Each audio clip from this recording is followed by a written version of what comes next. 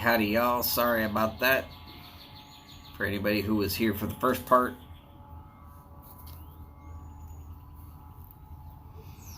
Hey, when the lawn people that you pay for show up and you know it's just going to be noisy and you're going to have to keep moving around, you just do what you got to do. I'm a little less than thrilled on how fast this smoked.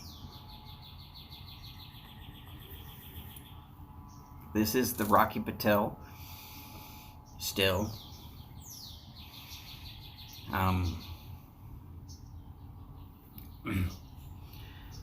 It burned pretty fast for a cigar this size. Normally I'm expecting almost 2 hours, and there's no way this was 2 hours.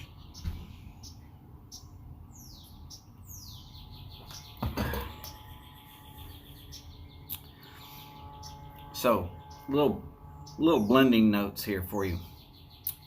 I'm catching little hints of cinnamon and some coffee type flavoring. So I'm going to tell you, it pairs great with a cup of coffee.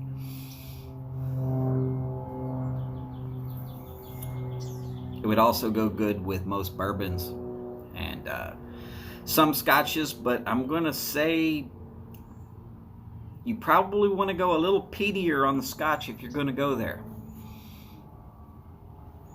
Would work well with a nice deep red wine like a Shiraz, however you want to say it.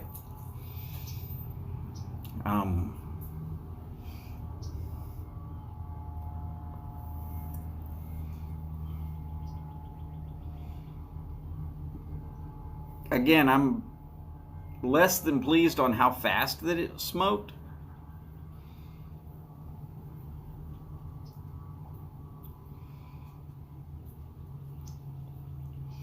Sometimes you get one that's just, it's a little drier.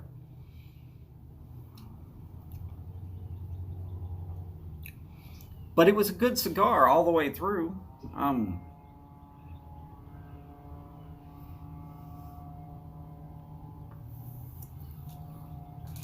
You probably won't be seeing this on a live review.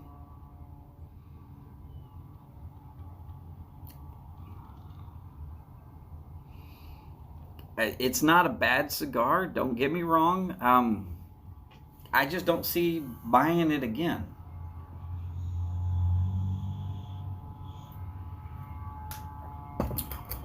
Tasty as it was, when I get a Gordo 6x60, I almost always compare them straight off to the Alec Bradley Black Market. And well,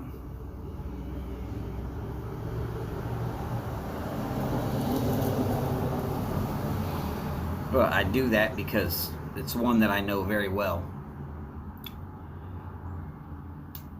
And for a cigar that's give it another $1 on price compared to the black market, for it to burn almost twice as fast,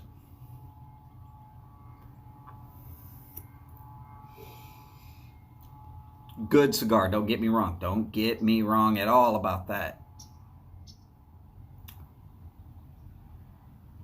But I just don't feel like I got my money's worth.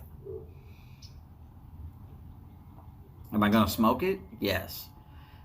If someone was to say, hey, let's go get a Rocky Patel, and this was available, I would take it over other Rocky Patels. Not the number 6, not the LB1. Age limited rare. No, not that either. But on the regular run-of-the-mill Rocky Patels, what's been out for years and years, yeah, I would go there.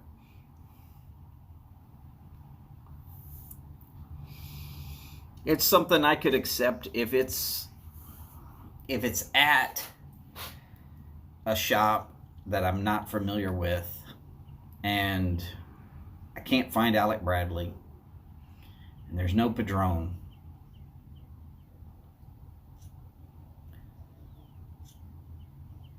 It's not bad.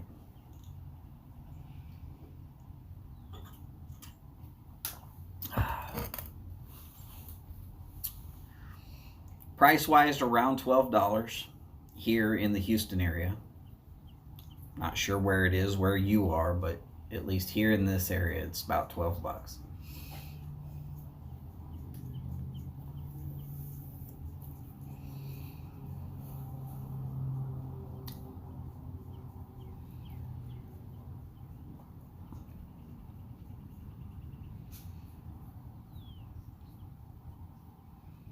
Of course, I was moving around while I was smoking it. I wasn't just sitting down, sitting still.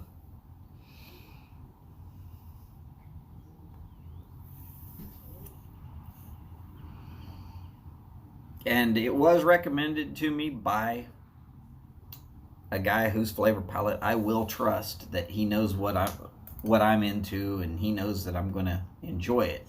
Yes, I did enjoy it.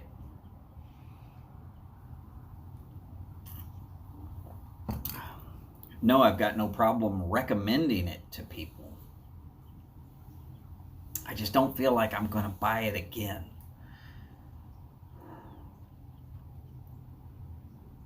And that's one of the criteria which gets it a 1 or a 0. A 1 is, yes, I'm going to buy it again.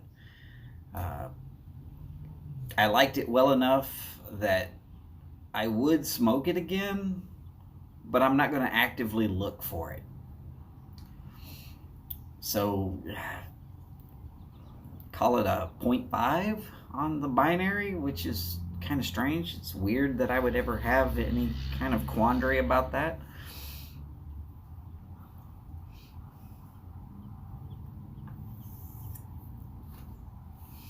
But hey, that's part of the problem with trying new cigars. You got to try them somewhere. You got to find out one way or the other. Do you like it? Do you not like it? I do like it. It's a great stick for first thing in the morning. Like I said, with a cup of coffee, or after dinner with a cup of coffee would be great. I just want it to burn longer. It's the kind of cigar that, the size of a cigar that you would really want to be able to sit down with friends, enjoy their company for a couple of hours, and talk over things. Just having a good day. It's more suited for a short conversation. It could be a fantastic lunch stick. I think for the next time I'm going to try a smaller size. Maybe if the flavors were a little more intense. The one thing I was missing through the whole stick was pepper.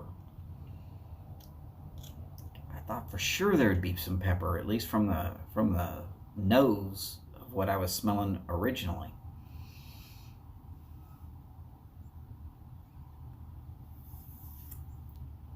Oh well, you can't win them all.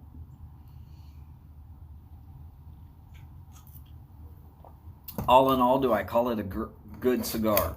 Yes, plenty good. If you happen to be a Rocky Patel fan and you think that I'm completely off, prove me wrong. Come to Houston. Come down to Webster. Tell me you're going to be there. We'll smoke one together.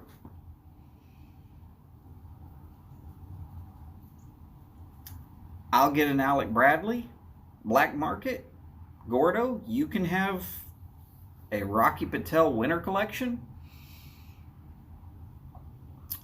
And I think I'm still going to be smoking mine when you're getting up and ready to leave. Or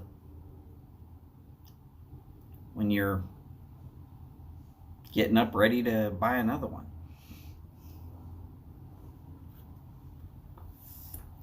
Now, some of the great things about this cigar. It holds an ash like a freaking earthquake couldn't shake it. I mean, I had easily 4 inches worth of ash on it before it actually fell. It's only a 6-inch cigar, so it's really only ashed twice.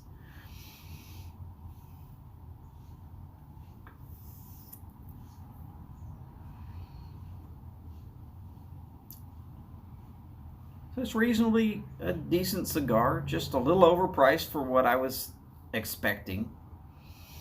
Speed of the smoke was fast. And there's some minor construction issues with this one that I got. Maybe I mishandled it on the way home. I mean, it's possible. Not bloody freaking likely, but it's possible.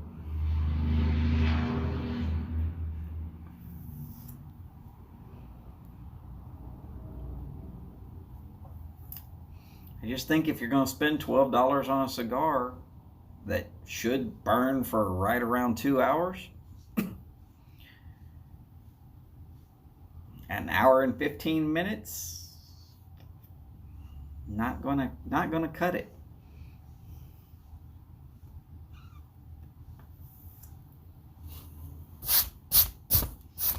So if this gets back to Alan Rubin and somebody's saying, oh my God, this dude hated your cigar. No, I didn't hate the cigar. I just felt like there was a lot more expectation with the cigar than what I actually got.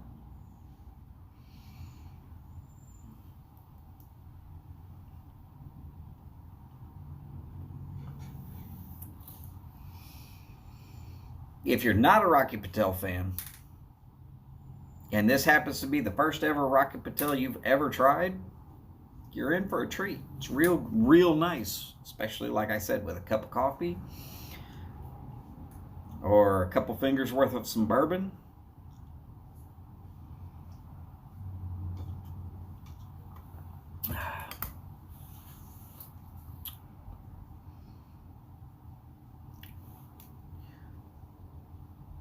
But yeah, if I got the choice of a number 6, an LB1, or an ALR number 2, I'm going to go with one of those others every day of the week.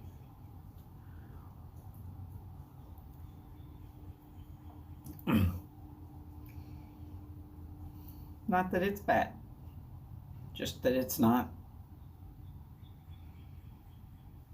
quite as good as I would have expected.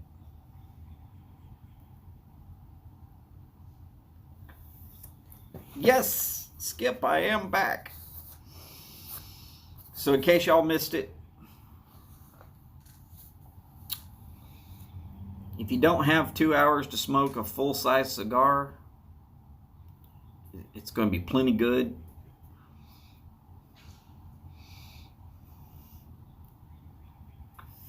Oh, that's all right, Dingus. I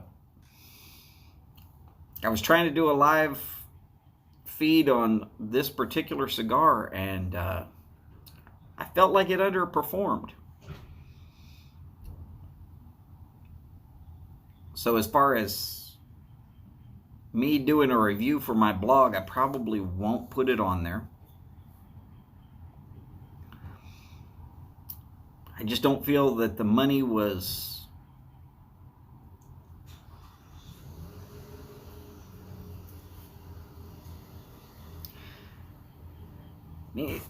it's not a bad cigar, but I know that in a Gordo size, 6x60, I can go off and name 6 sticks that will outperform this all day long without even trying. Again, that's the Alec Bradley Black Market, the Padron 7000. Those are the first 2 right off the top of my head. 3 from Rocky Patel that I've already mentioned. Like I said, the Age Limited Rare, the number 6, and the LB1.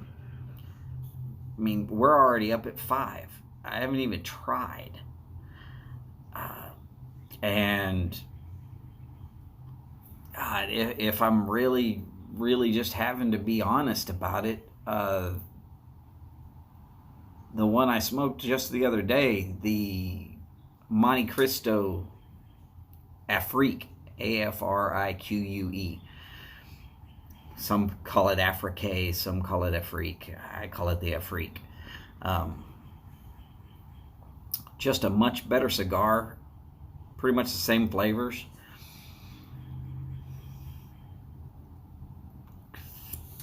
Fat Bottom Betty. It's not a bad stick, but you gotta like sugary sticks. Not super fan of that sweet, but yeah, those are pretty damn good cigars. Howdy, Charlie. And in case anybody's wondering why in the heck I am not working on the pipes today, it has been raining on and off. Not a lot, but just enough that if I'm sitting out here where I work, right here at my front porch, I'm going to get wet. And the pipes are going to get wet. And I don't like doing that. I mean, if I'm wet sanding, I would sand wet, sure, but that's a controlled. It's not one of those things that that rain on and off, sprinkle here, sprinkle there, some of it blows in. And it was windy, so maybe that has affected how fast that cigar particularly burned.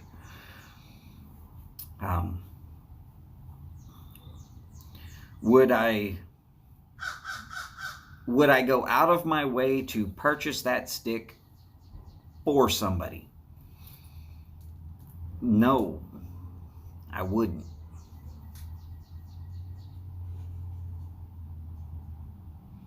I could put you on a much better stick at a better price. And at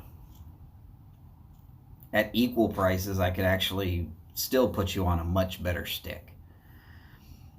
Howdy, Todd. Glad to see you in today. So, quick little wrap up. It was the Rocky Patel Winter Series. It was a good stick. Great with coffee. So for y'all coffee hounds out there, that's a stick that you might want to look for. Again, it would go great with bourbon or a peatier level of scotch. Both. I am not a big peaty scotch fan personally, but me personally, I do like scotches. I think that the lighter scotches would not mix quite as well with the flavors.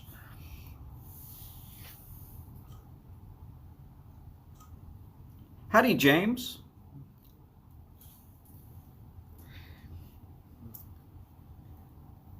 The funny part about you being Dingus, I dated a girl named Dingus. Her last name was Dingus. And she's dead now. Cancer. Bad situation there. But I still talk to her mom and dad on a regular basis. And her brother, who was in the Army, he followed my path through the Army, actually.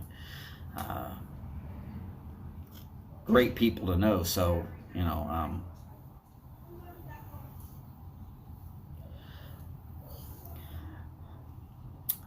don't worry about it, Dingus. James, we all do what we can as best we can. And as far as the YTPC, we definitely try to make people feel at home. If you would feel more comfortable just being Dingus, we'll keep it as Dingus. Or if you would feel more comfortable being James, that's fine too. In fact, with when you first popped up in the feeds and I saw Dingus, I was like, I wonder if that's Frank. And then I saw the picture and I was like, no, there's no way that's Frank. Frank's younger than me.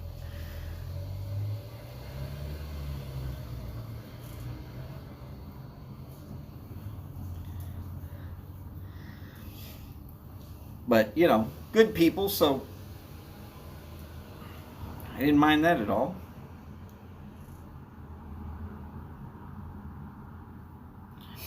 Charlie, I understand. Pipes have a special place in my heart, but I've always preferred cigars over pipes. But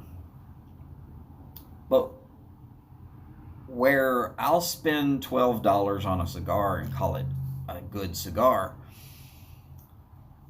I can smoke for 2 straight weeks on $12 in tobacco.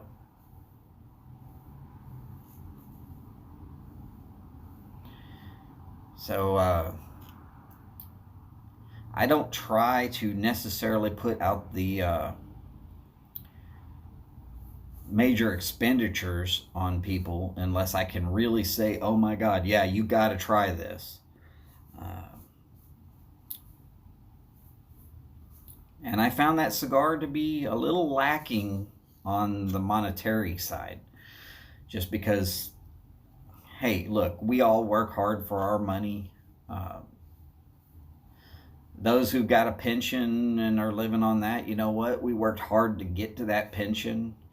Those who are financially wealthy, you know what? They had to work hard for that money too. And if I can turn you on to a cigar that is less expensive and just as good, if not better, then I'm going to. I'm going to every day of the week.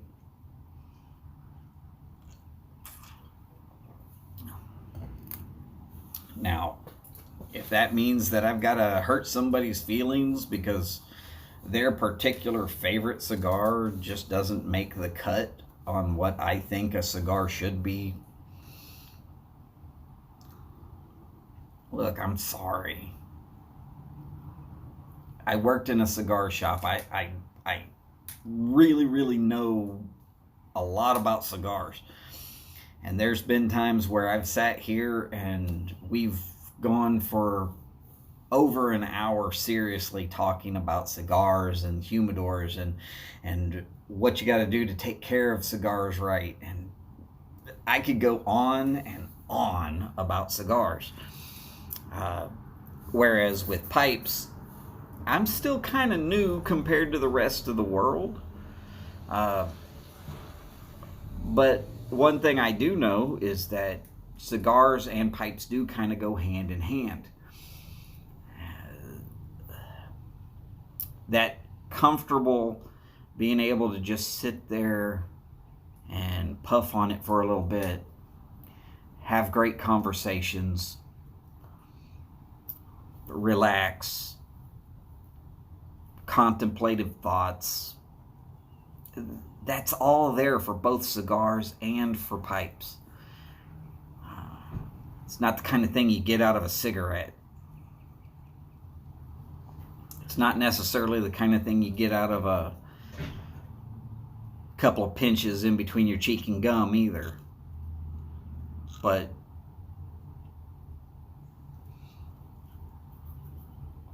I mean, it was always kind of one of those things I was always looking for after I got out of the Army, was that camaraderie of, hey, we're just able to be together. I found it first in cigar lounges where people of different walks of life could come together and talk, but actually talk and listen to what the other person has to say without just being upset because their viewpoint is different from your viewpoint. And I mean politics, religion, those things that you can't talk about in a bar setting because somebody's going to get bent. You can do that in a cigar lounge, in a good cigar lounge.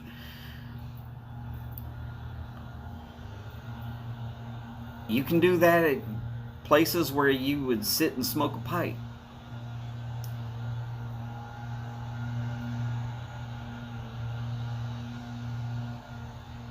Yeah, I don't really have any jokes for this one.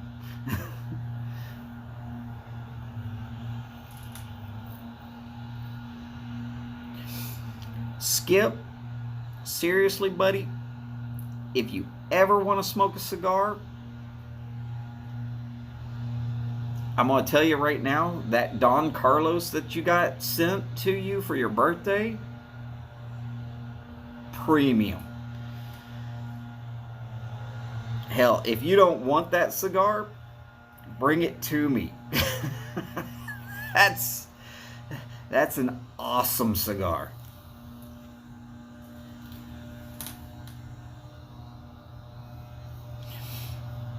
And yeah, it's right there. If all I wanted was my opinion, I would make videos.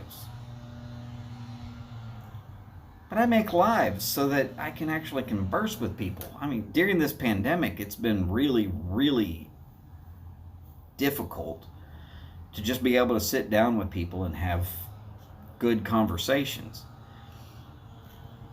But I do these lives. I think some of y'all like them. I know I like them.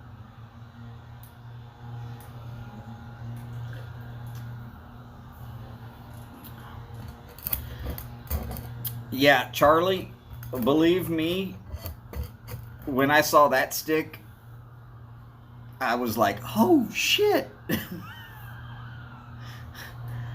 I knew right what it was. If you're looking at the Don Carlos and you've ever heard of the cigar called the Eye of the Shark, made by the same exact company, I'm going to tell you, there is one leaf, only one leaf that is different between the Eye of the Shark and the Don Carlos. And most people cannot taste the difference. I actually can. And I remember when the Eye of the Shark first came out, there was a little bit of a banana flavor. And then the banana plantation that was right next to the tobacco farm sold to the tobacco farm, who plowed the bananas and replanted it with tobacco, and it lost that slight banana flavor that came through. Quite literally, it can be that easy to change what a cigar was to what it now is. I believe that the original Eye of the Shark was much better than it is now. Howdy, Del. Glad to see you in today.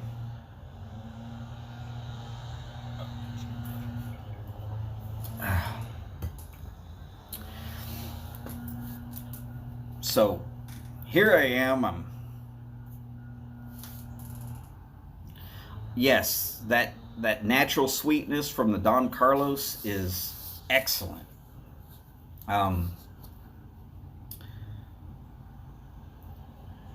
Somebody hands you a Don Carlos, they're a friend. It's done deal. That's like somebody handing you a Padron. They don't have to know exactly what you smoke, but they've tried.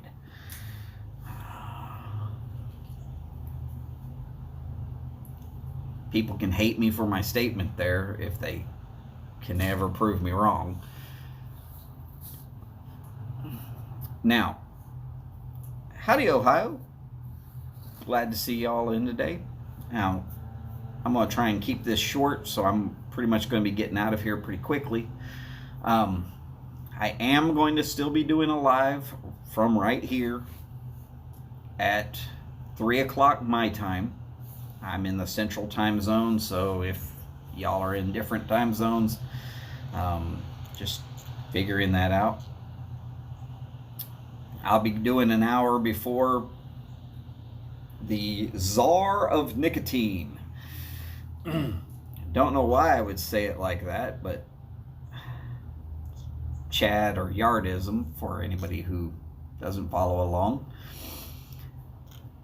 And I know Chad would be happy to have y'all on his channel. Can we see some pipes? I'll grab them real quick. They're inside.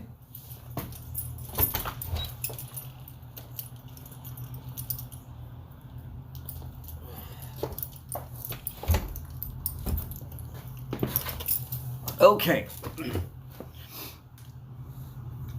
The sextant,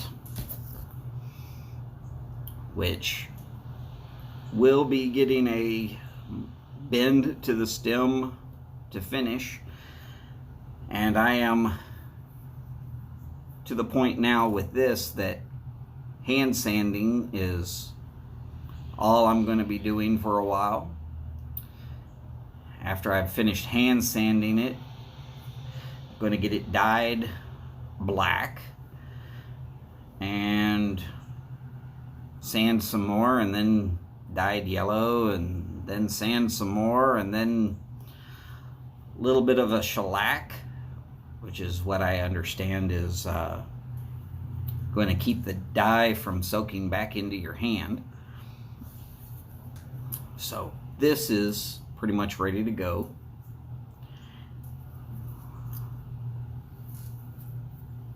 I could probably smoke it now, but I'm not going to.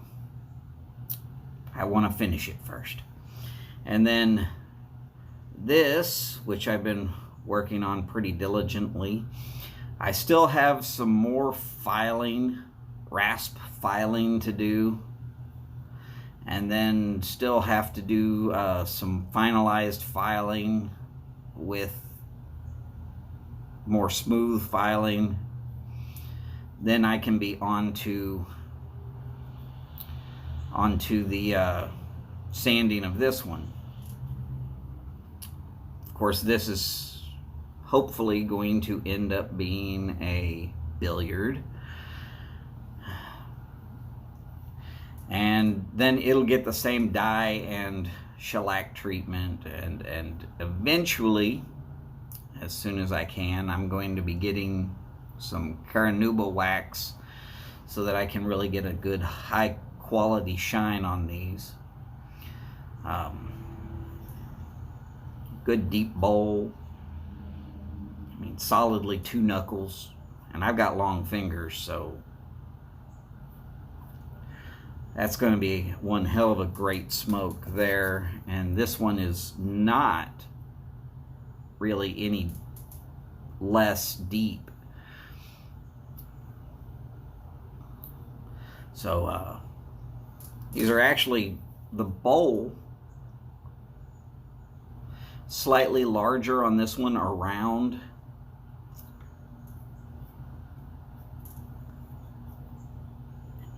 Not by much, but just slightly.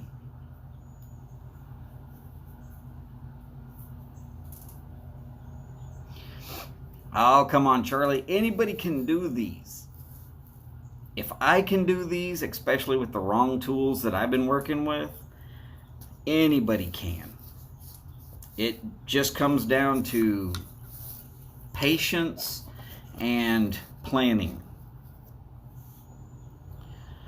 And I'm not very patient. My planning is pretty good, but I'm not very patient. If anybody saw what I was starting with from get-go, you would see that I pretty much planned this pipe to look almost exactly like this. There's a little bit off from it, but that's because I found a minor flaw that won't allow me to finish exactly the way I wanted it to. And it's better that I knew that it was a flaw that I found and stopped before I ruined it. At least in my opinion, it was better.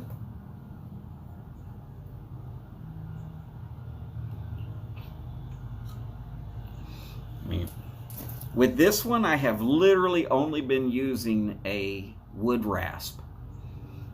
And to get it to that round condition from where it started, it was a lopsided, funny, drilled, everything about it was off one way or the other.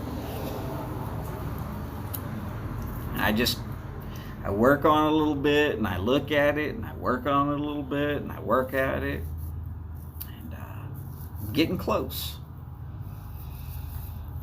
And James, I would love to see those tools that you've been using, especially whatever it was that you used to form the Mohawk, which is, I guess, your kind of more or less signature pipe. I've never seen one like it, and I was just like, holy cow, is this beautiful.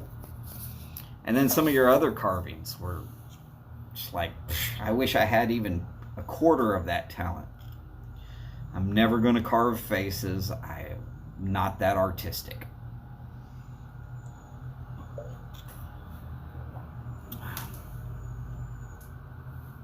And yeah, I definitely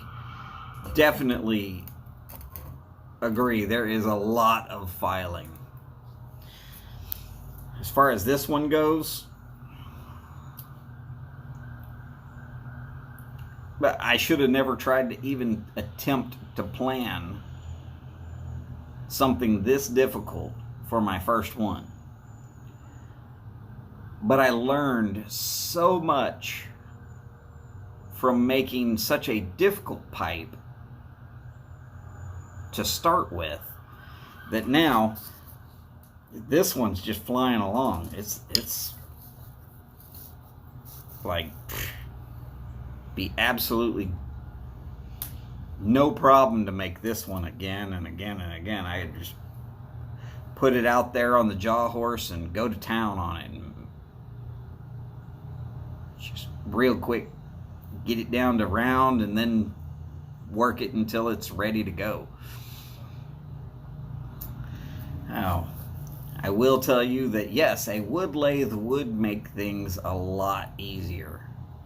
Of course, you have to have the right kind of bits and vices and stuff like that for the wood lathe.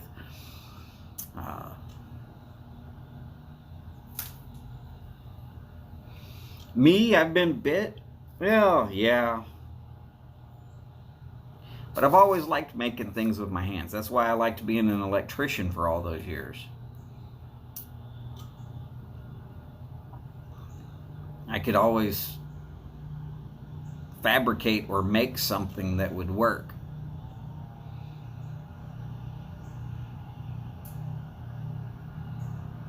Sometimes I miss it. Normally when I start missing being an electrician, I go find somebody that needs a ceiling fan or something like that installed. And I can knock out ceiling fans left, right, and sideways.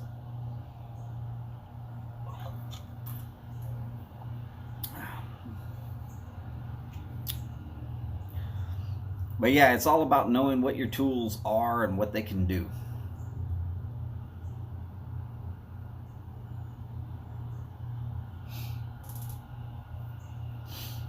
James, I might actually do some pipe kits just for sale. But if I'm doing that, it's more so that I can build up a little bit of a reputation and then progress with my tooling. You know, I could get a small wood lathe and set it up on that jaw horse. I know it'll handle it, not a problem, and knock out pipes from start to finish I mean, with the file, my hands start getting wore out, and I start thinking, oh man, I'm tired of doing this. And it's not perfectly round. I mean, if you look at it close enough, you'll see it's not perfectly round, but I can still make it perfectly round. I just need to well, I've still got some that I need to shave off of every side and angle of this pipe, but that comes with, I'm not done yet. This one is not ready for just sanding. And this, of course, was just for me. If I get really, really good at it, I could see making a couple of pipe kits to see if people would actually buy them. Just enough so that I could keep making money enough to buy another pipe so I could make another pipe. I hear Morta, the Morta wood, which is bog oak, which has been basically petrified, is really, really difficult. And I think that's what I'm going to try and work on with my next pipe if I do that. I've heard that it's super hard and extremely difficult. So yeah, I probably am going to give some more blocks a try. And if they're pre-drilled so that I can get the feel for what they need to be and how they need to look, okay.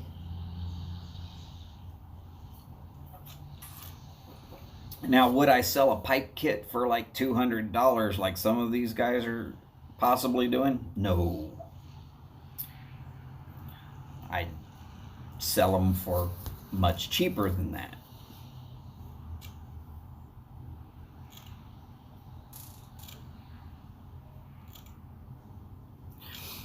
Right. See, now there's where I would definitely be. Look, if I finish this billiard and somebody wants it, even with the flaws, like you see the notch in the stem right up here on the button,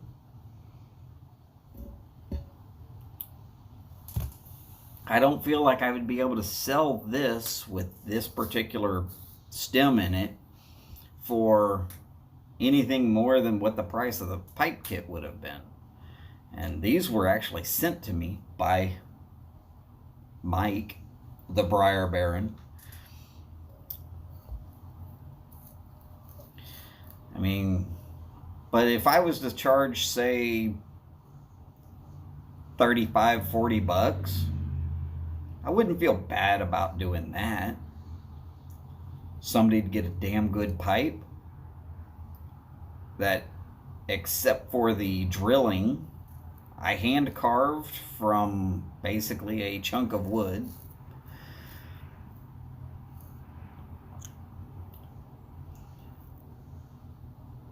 Now, once I start getting like the tools, you know, wood lathe and the tools for actually knocking out a pipe, yeah, I could see that I'd be charging more. But at that point, I'm doing all of it, from the selecting of the briar all the way through to finished product. And I'm nowhere near Simon or anybody else's work right now. These are still learning pieces for me. Chances of these ever selling are pretty slim.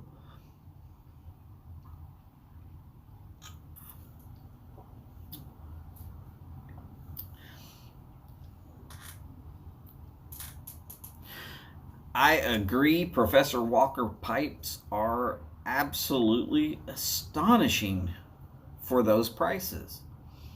Now, some of the pipes that he's doing, they are estate pipes that he's picking up like at a flea market, and he's stripping them down and refinishing them.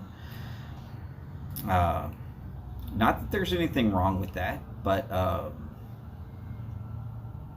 you know, Charlie, I do not know if Mel uses a lathe. I don't know if he even has a lathe.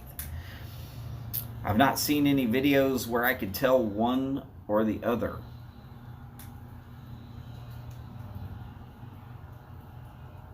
I know that I personally don't have one, but I saw one just the other day for less than $250.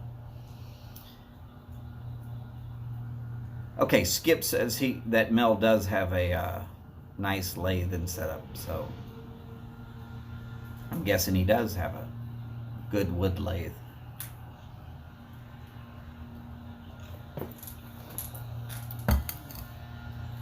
And right now, I mean, hey, if I can genuinely make a product that I feel people would buy, and somehow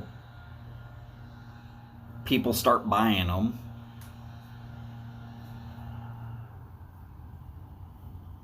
I could see doing this as a business. It's fun. Got to remember, one of those statements that's always been true.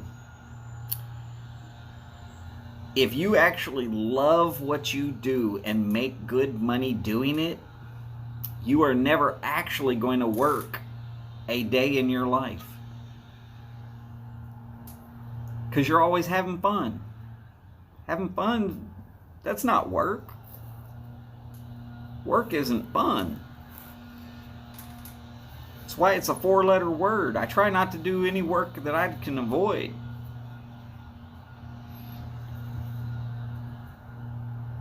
I mean, isn't that how we're all supposed to be?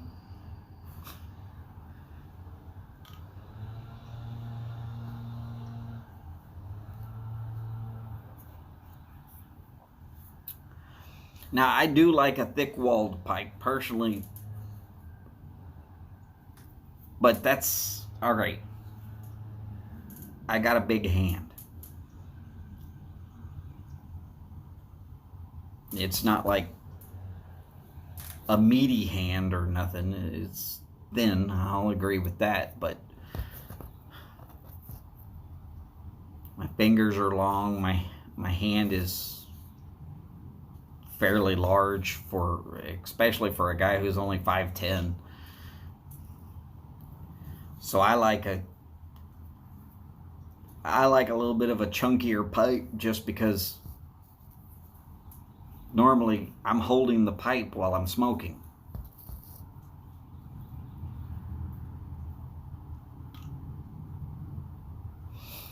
I agree, Del. And I find that I really absolutely enjoyed making so far. I enjoyed this one less because this was a lot of crazy work, and there's no way to do this on a lathe because there's no angles on it that turning on a lathe is going to work, other than the drilling. I could drill the holes, but there's no way this would ever in any way, shape, or form be able to be done on a lathe. I think if I ever got really into it to the point where I'm making good money and producing pipes all the way from scratch, I would still make some art pipes. And by art pipes, what I mean is those that are not a common shape. They are not an easy thing to do. You don't just knock it out in a day. You gotta carve the heck out of it and really seriously plan. And yes, I do plan on figuring out how to make this particular shape again and make it better. This was, as I said, it's about learning. And I felt that this first attempt taught me a lot.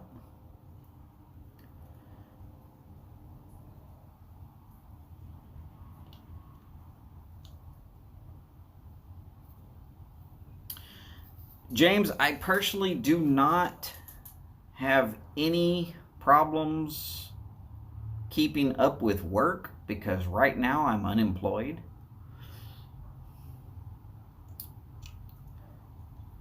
Still looking at jobs, but the last two that I've actually applied for, I knew I was not qualified for because they want people with college educations to make less money than what they're willing to pay.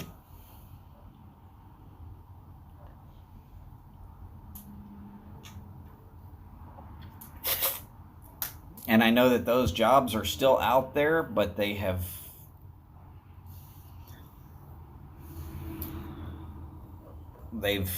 priced themselves into a market where they're not going to get anybody. And they know where I'm at. They know who I am.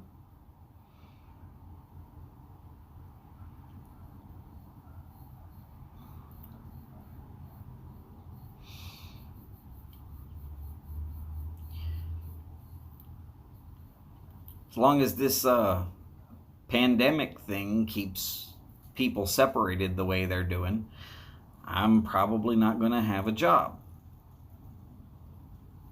But as soon as I can go back to work where I don't have to worry so much about everybody, I'll get another job.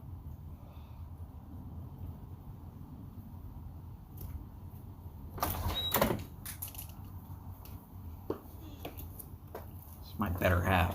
Luckily, she's got a job she can work from the house. Well, that's about all I've got for right now. Again, I will be back on at 3 o'clock Central Time, my time. And hopefully we'll see y'all there. Yes, Skip, I have considered going offshore again. The problem with going offshore is... His wife says negatory. The wife says negative. She doesn't want me out there in the Gulf of Mexico where she can't get in touch with me for a month at a time. And I'm not young enough anymore to really do what I used to do. But y'all take care. I will see y'all all again later this afternoon. And hopefully y'all will have the time to come in and sit down with us. If not, don't worry. Chad's right after me, and then Cane Rod's right after him. And then, of course, there's Martin at Over a Pipe. Can't forget Martin. Not if you like dad jokes, you can't. My wife is moaning over there. Y'all take care. And as always, long lives, big bowls, and long ashes. Y'all take care, and I will see you soon.